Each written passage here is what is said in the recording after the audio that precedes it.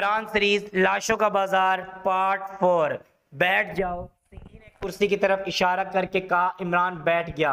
क्या तुमने मुझे इस वक्त 2000 पाउंड के लिए फोन नहीं किया था? इमरान ने मुखलिसाना लहजे में कहा। मकसद मकसद जाहिर है, मैं 2000 पाउंड वसूल करना चाहता था। इमरान ने संजीदगी से कहा। मैंने अखबारात में आपका चैलेंज पढ़कर सोचा कि बराह रास्त पीचिम को धमकाना चाहिए। वो डरपोक आदमी है, भरे में आ जाएगा। मैं ये भी जानता था कि पीचिंग ने इस चैलेंज की मुखालफत की होगी।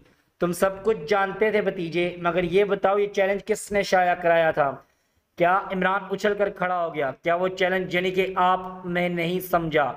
मैंने नहीं शाया कराया, सिंघी ने नाखुशगवार लहजे में कहा। मैं इन लोगों को पल्ले सरे का गधा समझता हूँ जो किसी को ललकार कर मारते हैं। बहरहाल तुम मुझे बताओ कि इस चैलेंज का क्या मतलब है? भला मैं क्या बता सकता हूँ चाचा, भतीजे मैं बहुत बुरा आदमी हूँ। चैलेंज किसने शाया कराया था? सिंघी गुस्से में भर गया। अरे मैं क्या जानूं बाबा, वैसे अगर तुम मुझे भी थैले में पैक करना चाहते तो मैं इसके लिए तैयार हूँ, मगर तुम्हें काफ़ी मेहनत करनी पड़ेगी। मैं ऐसा मुर्गा नहीं कि आसानी से हाथ आ जाऊं। करो कोशिश। इमरान फिर खड़ा हो गया, मगर कुछ इस अंदाज में जैसे उड़ने के लिए पर तोल रहा हो। सिंघी खामोश बैठा, इसे घूरता रहा। फिर इसने आहिस्ता से कहा, बैठ जाओ। नहीं बैठूंगा। अब तुम पर एतमाद नहीं कर सकता। मालूम नहीं तुम कब उछल कर दबोच लो। तुम अभी तक कैसे एतमाद किया था वो दूसरी बात थी। इस वक्त तक तुम्हारे ख्यालात मेरी तरफ से खराब नहीं थे। तुम खुद भी इतराफ कर चुके धोखे से 2000 पाउंड वसूल करने की नीयत से आए थे।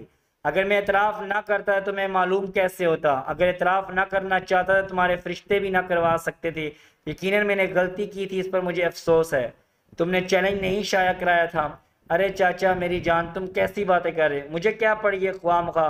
फिर इसमें मेरा फ़ायदा किया? मगर ठहरो, अभी एक बात समझ में आ रही है, मुझे सोचने दो। अच्छी तरह सोच लो भतीजे, तुमने मुझे चाचा बनाया है। इमरान कुछ देर बैठा, सर खुजाता रहा, फिर संजीदगी से बोला। यह हरकत कीली पीटरसन की भी हो सकती है। चैलेंजबाजी इसका महबूब मशगला है। हफ्ता रोज नेशन में इसके मजमून भी शाया होते हैं। एक बार वो खुद भी मैकलार्नस को चैलेंज कर चुकी है। हो सकता है इसने सोचा हो मैकलार्नस और सिंघी एक दूसरे से टकरा दिया जाए तो जाहिर है तुम दोनों उलझ जाओगे, तो वो महफूज हो जाएगी। भतीजे तुम काफ़ी अक्लमंद मालूम होते हो, इसलिए मुझे मैकलार्नस से ज़्यादा तुम्हारे मतल्लक तशवीश हो गई है। जो शख्स सिंघी को उल्लू बनाने की कोशिश करे वो यकीनन कुछ न कुछ वजन रखता होगा। एक मन 5 सेर। भूख की हालत में खाना खाने पर 1 सेर वजन बढ़ जाता है। अब मुझे इसमें भी शुबह है मैकलार्नस कभी तुमसे भी काम लेता रहा होगा। सिंघी ने इसे घूरता हुआ बोला। इमरान ने एक तवील सांस ली और आराम कुर्सी पर लेट गया। चंद लम्हे कमरे की फजा में बूझल सा सन्नाटा तारी था। फिर इमरान ने भराई हुई आवाज में कहा, मैं बड़ा बेवकूफ आदमी हूँ। अंजाम पर गौर किए बगैर मैंने ये हरकत कर डाली। अब पछताना फजूल है। तुम्हारा जो दिल चाहे करो। वैसे भी मैं कोई चूहा भी नहीं हूँ कि तुम मुझे आसानी से मार डालो। अब आए बराह रास्त पर। सिंघी मुस्कुराया। मुझसे बच निकलना बहुत मुश्किल है। हाँ, आप जल्दी से मुझे अपने मुतल्लक सब कुछ बता दो। हो सकता है मैं तुम्हें माफ ही कर दूं। न सिर्फ मुझे बल्कि आइंदा नस्लों को भी माफ करना पड़ेगा चाचा सिंह। इमरान ने गलोगीर आवाज में कहा, मैंने ऐसी जबरदस्त गलती की है। मैं दरअसल पीचिंग को उल्लू बना के कुछ रकम इन्हें चाहता था। मुझे नहीं मालूम था तुम जैसा जबरदस्त आदमी भी यहाँ मौजूद है, वरना मैं कभी का इधर का रुख न करता। पीटरसन पीचिंग कारपोरेशन के जनरल मैनेजर पर मैकलार्नस ने हाथ डाला था। मैं समझा इसे पीचिंग भी खौफजदा हो गया होगा, लिहाजा कबल इसके कि मैकलार्नस इसकी तरफ रुख करे, क्यों ना मैं ही इसकी आड़ में कुछ रकम बना लूं। मगर तुम? इमरान खामोश हो गया। सिंघी ने पूछा, तुम्हारा मैकलार्नस से कोई ताल्लुक नहीं? नहीं चाचा, बिल्कुल नहीं। फिर तुमने उस दिन फोन किसे किया था? हाँ हाँ, इमरान ने एक जोरदार कैका लगाया। देर तक हंसता रहा, फिर बोला, 2 आंखें पीछे भी रखता हूँ। यहाँ से निकलते ही मैंने महसूस कर लिया था मेरा ताकब हो रहा है, लिहाजा मैंने एक दुआ फरोश की दुकान में घुसकर एक ऐसी फॉर्म के नंबर डायल किए जिसकी लाइनें करीब करीब हमेशा अंगेज रहती हैं। जाहिर है ऐसी सूरत में वज़ीर-ए-आज़म तक से गुफ्तगू की जा सकती है। सिंघी इसे हैरत से देख रहा था। आखिरकार इसने कहा, मैं तुम में दूसरा सिंघी देख रहा हूँ, मगर मेरे बाप शादीशुदा आदमी है। इमरान ने मायूसी से कुछ इस अंदाज में कहा। सिंघी सिंघी बेसाख्ता हंस पड़ा। तुम वाकई अजीब हो। सिंघी बोला, तुमने मुझे पुलिस कमिश्नर के नंबर बताए थे मख्स मामले को उलझाने के लिए, वरना फिर किसके नंबर बताता? वैसे ही किसी जासूसी नावल की सी गति हो जाती सनसनीखेज कि जो नंबर पुलिस कमिश्नर के वही मैकलार्नस के भी हैं। क्यों थी ना सनसनीखेज बात?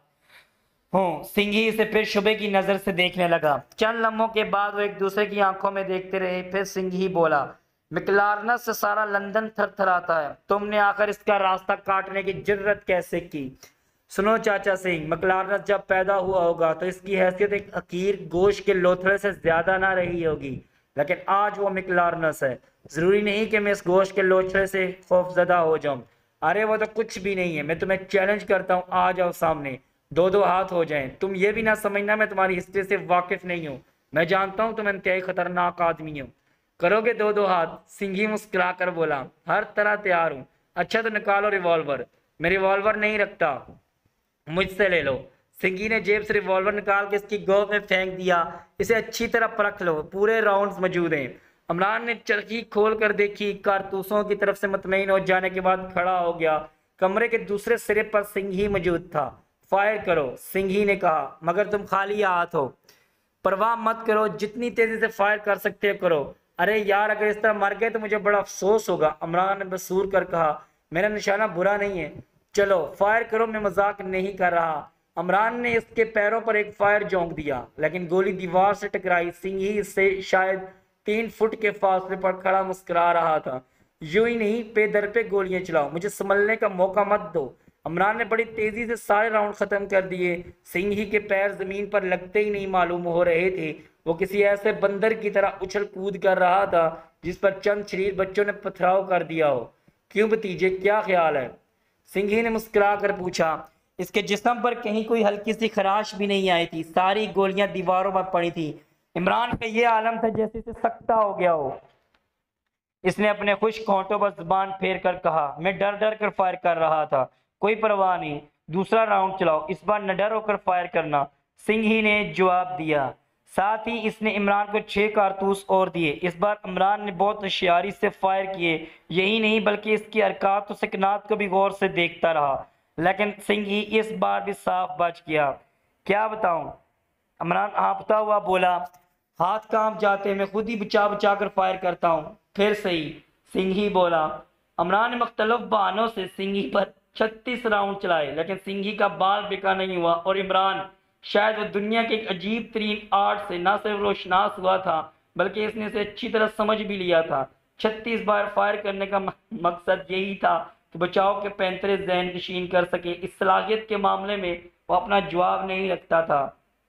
हाँ, इसने रिवॉल्वर सिंघी को देते हुए जुमाई ली। चंद हमें अपना दाया खुजाता हुआ फिर बोला, चाचा तुम ये ना समझना मैं इससे मरगूब हो गया हूँ। ऐसे करता मुझे भी बहुत आते, अगर यकीन ना हो तो तुम मुझ पर फायर करो। सिंघी हंस पड़ा, मगर हंसने का अंदाज तहकीर अमेज था। हाय, इमरान आंखें फाड़ कर बोला, क्या तुम मुझे बिल्कुल चगत समझते हो? हाँ बिल्कुल, वक्त ना बर्बाद करो, तुमसे बहुत सी बातें करनी है। नहीं, पहले फायर। सिंघी काफी देर से मजाक समझता रहा, लेकिन इमरान ने कुछ इस किस्म की गुफ्तगू शुरू कर दी, इसे गुस्सा आ गया। हालांकि इस तरह झंझलाना सिंघी की रवायत के खिलाफ था, मगर वो भी इमरान था जो इसे बादुकात कसीर लयाल कलरक की तरह चिड़चिड़ा बना दिया था। बरत सिंघी ने रिवॉल्वर लोड किया, लेकिन फायर करने से पहले एक बार इसे फिर बाज रखने की कोशिश की, मगर इमरान पर भी शायद भूत ही सवार हो गया था। सिंघी ने फायर किया और अपना सा मुंह लेकर रह गया। पहले तो वो काफी शर्मिंदा हुआ और फिर इसके चेहरे पर हैरत के तासरात उभर आए। इमरान दूसरे सिरे पर खड़ा मुस्कुरा रहा था। सिंघी ने चुपचाप रिवॉल्वर अपनी जेब में डाल लिया। वो कुछ मजमसल सा नजर आने लगा था। क्यों चाचा, तुम उदास हो गए हो? इमरान ने निहायत अदब से कहा। कुछ नहीं, मैं समझता था सारी दुनिया में ये फन सिर्फ मेरे पास है। अरे लखावला वाला, तुम गलत समझते हो। ये फन तो मेरी खाला की चाची की नवासी को भी आता था। मैंने बरसों इनका हक्का भरकर ये फन हासिल किया था। कुछ ना बोल रहा था, हथेली पर थोड़ी टिके टिकाए इमरान को अजीब नजरों से देख रहा था। कम से कम इमरान तो अंदाजा नहीं कर पाया कि सिंघी के दिल में क्या है। आने वाले लम्हात इमरान के लिए खुशगवार होंगे या बदतरीन। क्यों चाचा, क्या बात है? इमरान ने पूछा। कुछ नहीं, सिंह ने एक तवील सांस लेकर बोला, मेरा दिल चाहता है तुम पर एतमाद कर लूं। अब मेरा ख्याल है कि तुम वलन लमियर कैसल के लिए रवाना हो जाओ। डचेस तुम्हें हाथों हाथ लेगी। स्कॉटलैंड यार्ड का सरागसा कैप्टन पाउल कमिश्नर के ऑफिस में दाखिल हुआ। सर डेकन ने ऐसे खसूसियात से याद किया था, वरना इनके दफ्तर में अदना अफीसरों का क्या काम। सर डेकन ने अपने सर को हफीफ सी जनबश देकर इसे बैठने का इशारा किया। पाउल बैठ तो गया, लेकिन इसके चेहरे पर कुछ ऐसे आसार थे जिनमें बेचैनी और एहसास कमतरी दोनों शामिल थे। मैंने तुम्हें इसलिए तलब किया तुमसे निक कार्टर के मतलब कुछ पूछूं। सर डेकन ने कागजात से नजर हटाए बगैर कहा, जनाब आला, निक कार्टर ऑस्ट्रेलिया का एक मशहूर आदमी था। इसकी हिस्ट्री दरअसल इस वक्त शुरू होती है जब उसने भेड़ों के एक वबाई मर्ज का कामयाब इलाज दरियाफ्त किया था, लेकिन इससे पहले की हिस्ट्री तारीकी में है। इंतहाई कोशिश के बावजूद भी मालूम नहीं हो सका। वही बहुत ज्यादा अहम है, सर डेकन बोले, लेकिन इससे पहले की जिंदगी अभी तक रोशनी नहीं पड़ सकी। मालूमात हासिल करने के सारे जराए अख्तियार किए जा रहे हैं। इन आदमियों के मतलब कुछ बताओ जो थैलों से बरामद हुए हैं। वो आपस में एक दूसरे से ना वाकिफ हैं, हर एक का बयान मुख्तलफ है। दो आदमियों का कहना है कि बलो मस्जिद बरी के एक शराब खाने में शराब पी रहे थे, लेकिन इन्हें नहीं मालूम किसने इन्हें बनाना करके थैलों में बंद कर दिया। तीन पिछली रात अपने घरों में सोए थे, इन्हें भी नहीं मालूम वो बरहाना हालत में इन थैलों में किस तरह पहुंचे। एक का बयान है कि अपने मकान की सीढ़ियों पर चढ़ रहा था, किसी ने पुश से इसके सर पर जरब लगाई, फिर से पता नहीं क्या हुआ। सिर्फ यही एक आदमी है जिसके सर पर चोट है। बकाया अच्छे खासे इनके जिस्मों में हल्की सी खराश भी नहीं पाई गई। उनके थैलों पर तहरीर था, मकलारनस की खिदमत में गरीब अल वतन की तरफ से। जी हाँ, इसलिए ख्याल पैदा होता है ये मिकलारनस के आदमी है, और ये शायद ये हरकत सिंह ही ने की है, क्योंकि कल इसका चैलेंज फिर शाया हुआ था। फिर तुमने पीचिंग के मकान पर छापा जरूर मारा होगा। जी हाँ, मगर नाकामी हुई। इमारत खाली थी, खता के वहाँ फर्नीचर भी नहीं मिल सका। अलबत्ता एक कमरे की दीवार पर गोलियों के 42 निशानात मिले। बिल्कुल ऐसा मालूम होता था जैसे किसी मकबूत अल हवास आदमी ने दीवारों पर फायरिंग की हो। अगर इमारत खाली है तो ये हरकत 100% सिंह ही की मालूम होती है। जी हाँ, यही ख्याल है। हमें नई उलझनों के लिए तैयार हो जाना चाहिए, इसमें क्या शुबा है। सिंह ही जैसे आदमी को लंदन में दाखिले की इजाजत नहीं मिलनी चाहिए थी। सर डेकन ने इसका कोई जवाब नहीं दिया। कुछ देर खामोशी रही, फिर उन्होंने कहा, डचेस ऑफ वेलम्बियर से मिले थे? जी हाँ, इन्होंने बड़ी सख्ती से कहा था, ऐसे वक्त में जबकि लड़की खतरे में है किसी को कुछ नहीं बताया जा सकता। खैर, अब तुम इससे कुछ ना पूछना। मगर जनाबे वाला, ये डचेस की ज्यादती है, क्या कानून इन्हें मजबूर नहीं कर सकता है? मगर ऐसे हालात में हम किली पीटरसन की हिफाजत की जिम्मेदारी नहीं ले सकते। वो खुद जो कुछ भी कह रही है अपनी जिम्मेदारी पर। किली पीटरसन पर खाक डालो, जब तक वो हमसे रजू ना करे हम पर कोई जिम्मेदारी आयद नहीं होती। लेकिन मिकलारनस, अब यह सिलसिला खत्म हो ही जाना चाहिए। लंदन की पुलिस की शोहरत पर बट्टा लग रहा है, हर अमकानी सूरत अख्तियार की जा रही है। पाउल ने कहा, आप खुद फरमाए कि हम इसे कहाँ तलाश करें। वैसे जाती तौर पर मेरा ख्याल है कि मिकलारनस निचले तबके का आदमी नहीं मालूम होता। क्यों?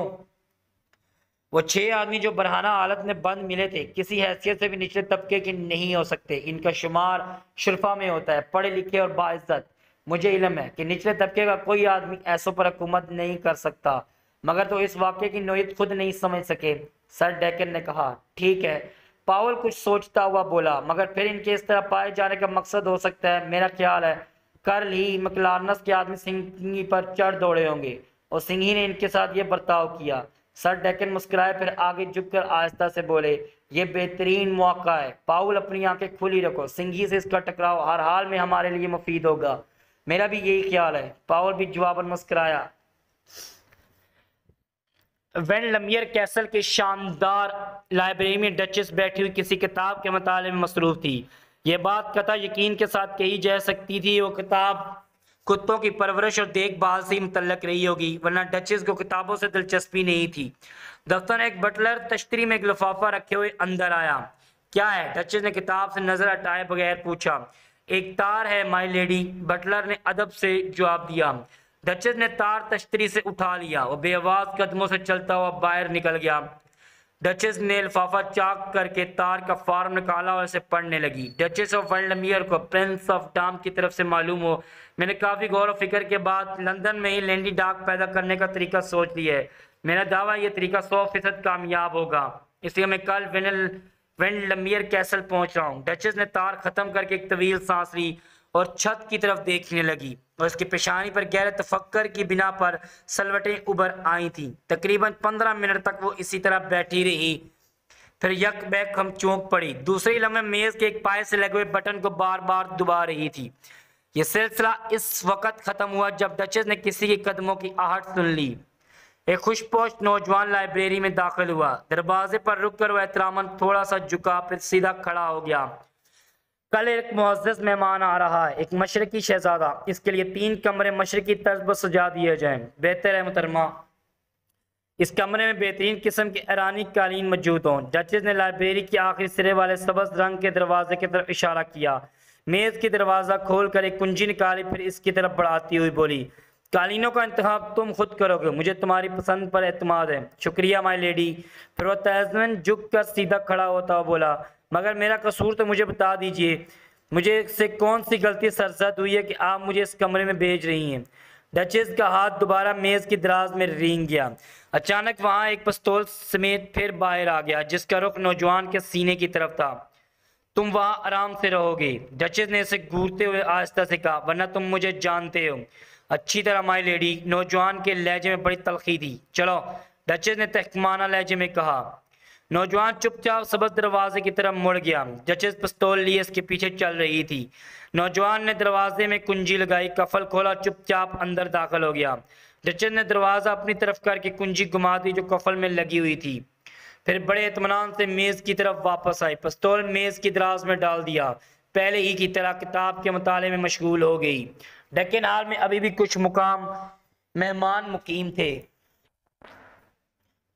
इनमें रोमीला दिगाल भी थी। इसे इस बात पर बड़ी तशवीश थी, इमरान अचानक कहाँ गायब हो गया है। 2 दिन से इसकी शक्ल नहीं दिखाई दी थी। इसने 2-1 बार रनी से पूछा भी, लेकिन इसने लाइल्मी जाहिर की थी।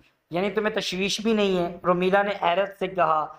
मुझे क्यों होती तशवीश? वो अक्सर इसी तरह तला दिए बगैर गायब हो जाता है। मेरा ख्याल है डैडी भी इससे नहीं पूछते कि वो कहाँ था। रोमीला खामोश हो गई। इस दिन तकरीबन 2 बजे इमरान डेक्कन हॉल में दाखिल हुआ। सर डेक्कन से सबसे पहले मतभेड़ हुई। वो शायद इसी के मुंतजर थे।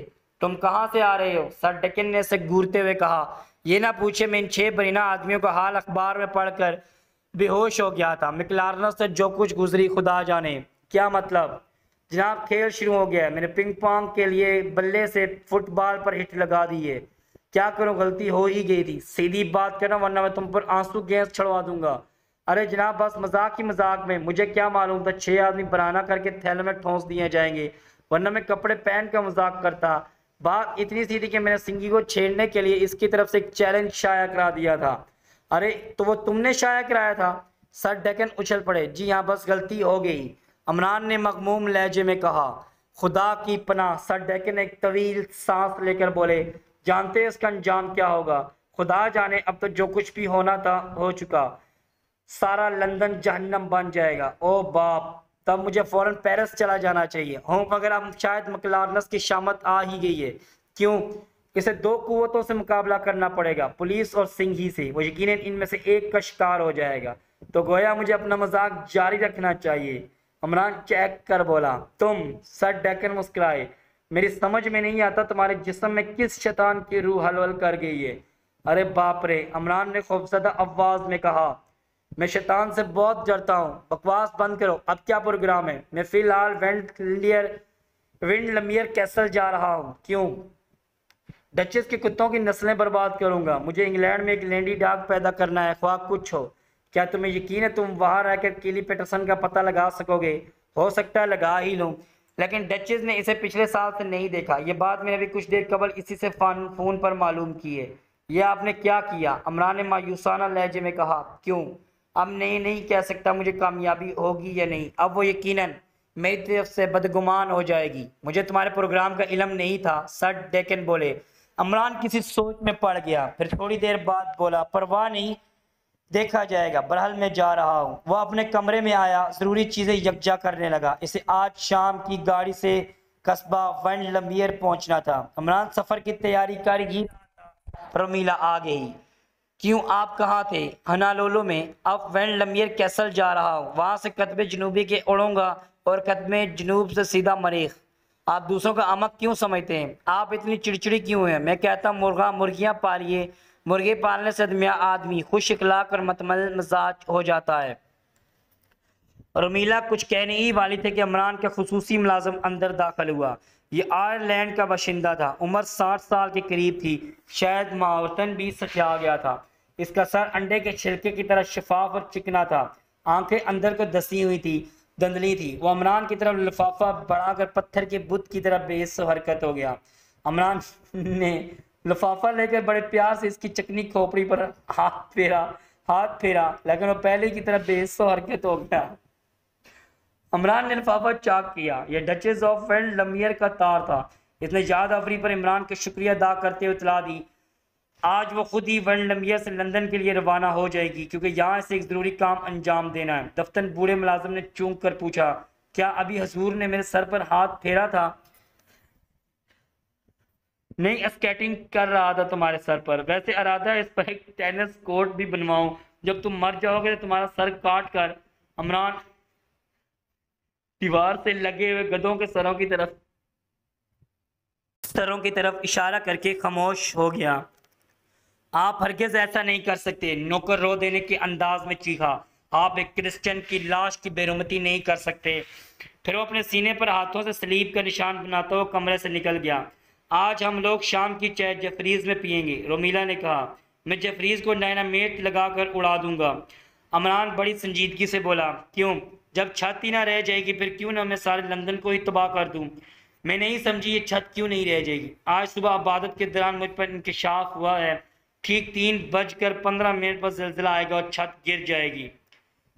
रुमीला हंसने लगी, लेकिन इमरान की संजीदगी में जरा बराबर भी फर्क ना आया। बार बार अपनी कलाई की घड़ी देखता रहा। सिर्फ 3 मिनट और रह गए। थोड़ी देर बाद फिर बढ़ाया, लेकिन रुमीला इसे इसकी बकवास समझ के छेड़ती और चिड़चिड़ाती रही। दफ्तर में एक स्टूल बाल्टी समय वह फर्श पर ढेर हो गया और इमरान के खलक से घटी घटी सी चीख निकली, जिलजिला। साथ ही रुमीला भी चीखी और खौफजदा अंदाज में छलांगे मारती हुई कमरे से निकल गई। इमरान ने झपट के दरवाजा बंद कर दिया और इसके होंठों पर शरारत अमेज मुस्कुराहट थी। गिरा हुआ स्टूल सीधा करके इसे दोबारा बाल्टी के रख देने के बाद वो एक आराम कुर्सी पर गिर गया। दरअसल सोचने के लिए तन्हाई चालना चाहता था, लेकिन रुमीला इसे टलती हुई नहीं दिखाई देती थी, लिहाजा इसे जिलजिला आना पड़ा। वो इसे गुफ्तगू करते करते वक्त आहिस्ता से सिकता हुआ स्टूल की तरफ जा रहा था। फिर इसने इस सफाई से स्टूल के पाए में टांग मारी कि रुमीला को इसका इल्म नहीं हो सकता। इमरान के चीखने पर वो भी चीखती हुई कमरे से निकल भागी। इमरान इस वक्त सही मायनों में उलझ कर मुब्तला हो गया। इसका ख्याल था कि सर डेकन ने डचेस को फोन करके खेल बिगाड़ दिया है, वरना अगर इसे लंदन में 1000 काम हो तब भी वो वेंड लमियर कैसल में रुक कर इसका इंतजार करती। दूसरी तरफ से इसने सिंघी जैसे खतरनाक आदमी को शीशे में उतार लिया था, लेकिन अब सोच रहा था कि इसकी असलियत मालूम होगी तो बना बनाया काम बिगड़ जाएगा। डचेस तक पहुंच जाने के बाद सिंघी के एतमाद की जड़ें और ज्यादा मजबूत हो जाती। शायद इस सूरत में वो इस पर गौर करने की जरूरत ही नहीं समझता इमरान कौन है और किस मकसद के तहत इससे आ टकराया है। मगर ऐसे हालात जबकि खुद डचेस ने इससे दूर भागने की कोशिश करेगी, सिंघी का बदगुमान हो जाना लाजमी अमर था। इमरान काफ़ी देर तक सोचता रहा, लेकिन ऐसी कोई तदबीर इसे न सूझ सकी जिससे सिंघी मुतमईन हो जाता, डचेस की गलत फहमियाँ भी रफा हो जाती। बहरहाल कुछ देर बाद वो उठा और शाम का लिबास पहना और कमरा मकफल करके निकल खड़ा हुआ। 1 घंटे बाद वो सोहू की एक गंदी सी गली में दाखिल हो रहा था। इसी गली में एक जगह रुककर इसने एक ऐसे दरवाजे पर दस्तक दी जिसका पालिश उड़ गया था। जगह जगह दीमकों की तबाहकारी के निशानात नजर आ रहे थे। तकरीबन 10 मिनट बाद हल्की सी चिड़चिड़ाहट के साथ दरवाजा खुला। इमरान एक बूढ़ी औरत की रहनुमाई में मतफन गलियार तय करने लगा। औरत ने इससे यह भी नहीं पूछा वो कौन और क्या चाहता है, वो इसे कुशादा कमरे में ले आई। इमरान इस कमरे की ठाट बाट देखकर दंग रह गया। इसे यकीन नहीं आ रहा था एक बदबूदार रास्ते से यहाँ पहुंचा है। यहाँ आला किस्म का फर्नीचर था। दरवाजों पर कीमती और दबेज पर्दे थे। इनमें से कई ऐसी भी थे जिन पर मशरकी तर्ज का कार चुबी बना हुआ था। एक तरफ बहूर दान से खुशबूदार धुएं की लकीरें निकलकर खला में लहरें बना रही थी। बहरहाल कमरे का माहौल अजीब यूरोशियन किस्म का था। बूढ़ी औरत इमरान को बैठने का इशारा करके दूसरे दरवाजे से निकल गई। इमरान एक सोफे पर बैठ गया, सिंघी का इंतजार करने लगा। इसने यही इसका पता बताया था। थोड़ी देर बाद सिंघी कमरे में दाखिल हुआ, मगर अजीब हैबत में। बाल पेशानी पर बिखरे हुए थे। आंखें कसरत शराब नोशी की बिना पर सूजी हुई मालूम हो रही थी। गालों पर लिपस्टिक के धब्बे थे जिन्हें साफ करने की जरूरत भी नहीं समझी थी। उसके हाथ में राई की वस्की की आधी बोतल थी जिसे वो शायद सोडा मलाई बगैर पीता रहा था। इमरान को देखकर मुस्कुराया। क्यों भतीजे, तुम अभी भी लंदन में मुकीम हो? मुझे मालूम हुआ है वो लंदन आ रही है, गालबन अपने बलू मजरी बड़ी मकान में क़याम करेगी। तब तो और भी अच्छा है तुम यहीं से मिलो। यहाँ मिलना ठीक नहीं है चाचा। बलू मजबरी वाले मकान के करीब ज्वार में चंद शनासा रहते हैं, सारा मामला चौपट हो जाएगा। तुम बहानाबाजी कर रहे हो। सिंह ही झंझला गया। अरे वाह, इमरान ने भी इसी लहजे में कहा। मैं तुम्हारे बाप का नौकर हूं, चूंकि मेरी तफरीह यही है इसलिए मैंने ये काम अंजाम देना मंजूर कर लिया था। अगर ये दोस्त दल्ले पर ले आओगे तो मैं तुमसे कमजोर नहीं हूँ। सिंह ही हंस पड़ा, फिर संजीदगी से बोला, न जाने क्यों तुम पर हाथ उठाने को दिल नहीं चाहता। तुम मुझसे डरते हो चाचा सिंह, अपनी कमजोरी के खुलूस में छुपाने की कोशिश ना करो।